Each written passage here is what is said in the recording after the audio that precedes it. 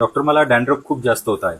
असे मला खूप सारे मेसेज पण येत आहेत आणि ओपीडी सुद्धा पेशंट विचारत असतात. तर डॅन्ड्रफ होण्याचे सुद्धा खूप सारे रिझन्स आहेत की ज्याच्यामध्ये ते वेगळे वेगळे असू शकतात. काहींना सीझननुसार डॅन्ड्रफ जास्त होतो, जसं की विंटर सीझनमध्ये वाढतो.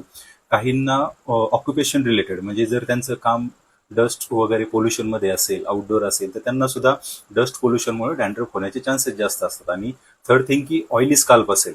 स्काल्प जर ऑइली असेल तर ऑब्व्हियसली बाहेर डस्ट पोल्युशन अट्रॅक्ट होऊन त्याच्यावरती तुमचं डॅन्ड्रफ वाढू शकतो. तर त्याच्यासाठी सर्वांना माहिती की अँटी डॅन्ड्रफ शॅम्पू जसे की 2 टाईपचे असतात, ओटीसी आणि मेडिकेटेड. मेडिकेटेडमध्ये सुद्धा सर्वांना रेग्युलरली कीटोकोनाझोल यूज करतात.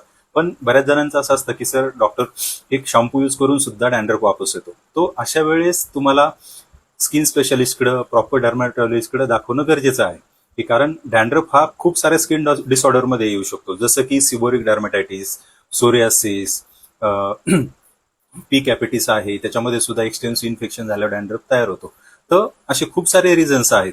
तर त्याच्यासाठी डर्मॅटॉलॉजिस्टला दाखवून ते अनालाइज करून कधी कधी तुम्हाला टॅबलेट पण सुरू करावं लागतात, कारण अँटी डॅन्ड्रफ शॅम्पू हा पूर्णपणे क्लिअर करेल की नाही जरुरी नाहीये, असं म्हणजे सांगू शकत नाही. आणि कधी कधी त्याच्यासोबत लोशन पण लावावं लागतं. आदल्या दिवशी लोशन लावून नेक्स्ट डेला शॅम्पू करणं, हे पण ट्रीटमेंट घ्यावी लागते.